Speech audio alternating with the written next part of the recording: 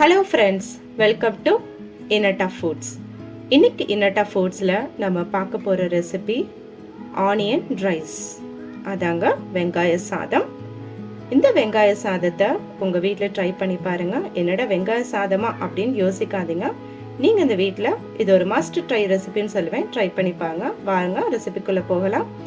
இந்த ரெசிபி செய்கிறதுக்கு ஒரு அகலமான பேன் எடுத்துக்கலாம். அதில் 2 டேபிள் ஸ்பூன் அளவுக்கு எண்ணெய் விட்டுக்கலாம்.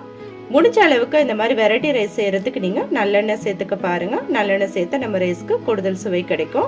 இப்போ நம்ம விட்டுருக்க எண்ணெய் நல்லா காஞ்சி வந்திருக்கு. இப்போ ஒரு 1/2 டேபிள் ஸ்பூன் அளவுக்கு சீரகம் சேர்த்துக்கலாம். சீரகம் பொரிஞ்சு வந்துட்டுருக்கு. அடுப்பு மிதமான தீயில இருக்கட்டும். இப்போ இதோட ஒரு பச்சை மிளகாய் நடுவில் ஸ்லிட்டு போட்டிருக்கேன். ஒரு 10 முந்திரி, 10 பூண்டு, ஒரு கொத்து கருவேப்பிலை வெட்டுக்கலாம். பொறுமையாக வெட்டுக்கலாம். வெட்டு ஒரு வதக்கி கொடுத்துக்கலாம். அடுப்பு மிதமான தீயிலே இருக்கட்டும். ஹை ஃப்ளேமில் வச்சிடாதீங்க, கரிஞ்சிடும். நம்ம விட்டுருக்க முந்திரி, பூண்டு எல்லாம் ஒரு லைட் கோல்டன் ப்ரௌன் நிறத்துக்கு வர அளவுக்கு வதக்கி கொடுத்துக்கலாம். பொறுமையாக வதக்கி கொடுத்துக்கலாம்.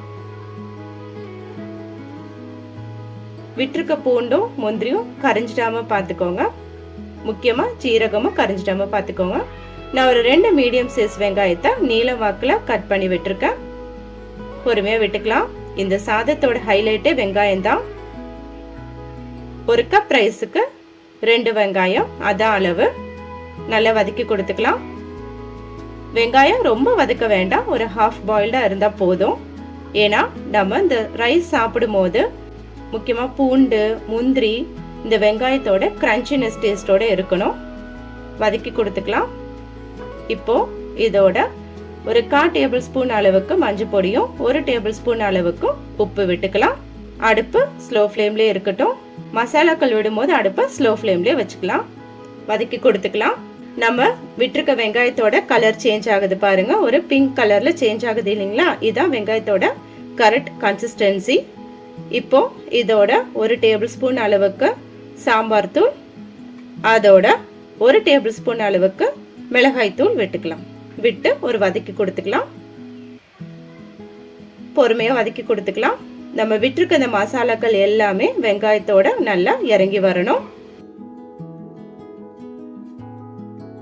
எண்ணெயில வதக்கும் போது ஒரு கூடுதல் சுவை கிடைக்கும் நம்ம சாதத்துக்கு. இந்த சாதம் நம்ம வீட்டில் காய் இல்லாத நேரத்தில் சட்டுன்னு செய்யக்கூடிய ஒரு ரெசிபி. முக்கியமாக பேச்சுலர்ஸ்க்கு இது ரொம்ப ஈஸியான ரெசிபின்னு கூட சொல்லலாம். பாருங்க, அந்த கலர் எல்லாமே நல்லா சேஞ்ச் ஆகி வந்திருக்கு. நம்ம விட்டுருக்க மசாலாக்களோட பச்சை வாசம் எல்லாம் போயிடுச்சு. வெங்காயத்து மேல நம்ம விட்டுருக்க மசாலாக்கள் எல்லாமே நல்லா கோட் ஆகி வந்திருக்கு. நான் எடுத்து காட்டுறேன் பாருங்க. மசாலா எல்லாமே வெங்காயத்துல நல்லா கோட் ஆகி வந்திருக்கு. இப்போ 1 கப் அளவுக்கு வேக வச்ச அரிசி விட்டுக்கலாம். நான் நார்மல் ரைஸ் தான் இன்னைக்கு ஆட் பண்ணிருக்கேன். நீங்க விருப்பப்பட்டா பாஸ்மதி ரைஸ் கூட ஆட் பண்ணிக்கலாம். 1 கப் அளவுக்கு ரைஸ் நான் 1/2 டேபிள் ஸ்பூன் அளவுக்கு உப்பும் 1 டேபிள் ஸ்பூன் அளவுக்கு எண்ணெயை விட்டு வடிச்சு எடுத்து வச்சிருக்கேன். வெரைட்டி ரைஸ் பொதுவாக நம்ம செய்யும் போது சாதத்தை சூடா விட்டுறாதீங்க. நல்லா ஆறுனதுக்கு அப்புறம் தான் விடணும். ஏன்னா சூடு சாதத்தோடு விட்டுட்டீங்கன்னா சாதம் குழஞ்ச மாதிரி ஆயிடும். பொறுமையா விட்டுக்கலாம். பொறுமையா விட்டு கலந்து கொடுத்துக்கலாம்.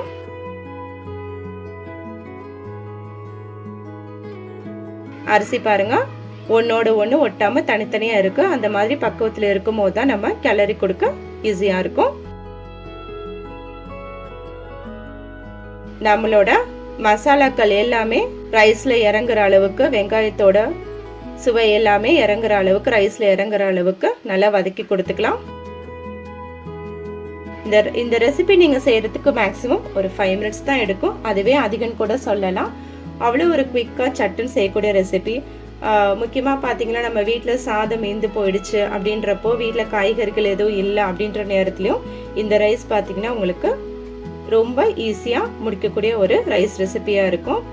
பேச்சுலர்ஸாக இருந்தீங்கன்னா உங்களுக்கு இந்த ரெசிபி ரொம்ப குவிக்காக செய்யக்கூடிய ரெசிபின்னு கூட சொல்லுவேன். இந்த ரெசிபி நான் ஒரு மஸ்ட் ட்ரை அப்படின்னு ரெசிபி சொல்லுவேன். ஏன்னா நீங்கள் ஒரு தாட்டி வீட்டில் ட்ரை பண்ணி பாருங்க. என்ன வெங்காய சாதமா அப்படின்லாம் யோசிக்காதீங்க. வெங்காயத்தை வச்சு ஒரு வெரைட்டி ரைஸா அப்படின்னு யோசிக்காதீங்க. நீங்கள் உங்கள் வீட்டில் ஒன் டைம் ட்ரை பண்ணி பாருங்க.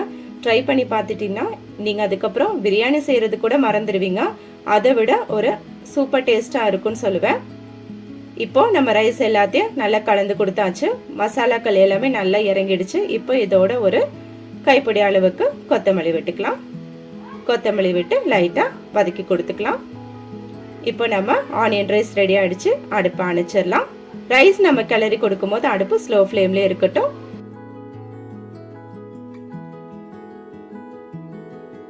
நம்மளோட ஆனியன் ரைஸ் நான் ஒரு பிளேட்டுக்கு டிரான்ஸ்ஃபர் பண்ணிடுறேன்.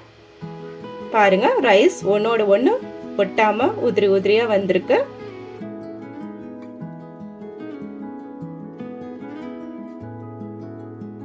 நம்மளோட சுவையான ஆனியன் ரைஸ் ரெடி ஆயிடுச்சு. நீங்க இந்த ரெசிபி உங்க வீட்டில் ட்ரை பண்ணி பாருங்க. ட்ரை பண்ணி பார்த்துட்டு உங்களுக்கு எங்க ரெசிபி பிடிச்சிருந்ததுன்னா லைக் பண்ணுங்க, ஷேர் பண்ணுங்க, சப்ஸ்கிரைப் பண்ணுங்க. முடிஞ்ச அளவுக்கு உங்க ஃப்ரெண்ட்ஸ் சர்க்கிளையும் ஷேர் பண்ணுங்க. நீங்க உங்க வீட்டில் இந்த ரெசிபியை ட்ரை பண்ணிட்டு உங்களோட ஃபீட்பேக்கை கமெண்ட் பாக்ஸ்ல தெரிவிங்க. எங்களுடைய எனாட்டா ஃபுட் சேனலை சப்ஸ்கிரைப் பண்ணிக்கோங்க. சைடில் இருக்க பெல் பட்டனே கிளிக் பண்ணிக்கோங்க. அப்பதான் நான் போடுற வீடியோஸ் எல்லாமே உங்களுக்கு உடனுக்குடன் நோட்டிஃபிகேஷனாக வரும்.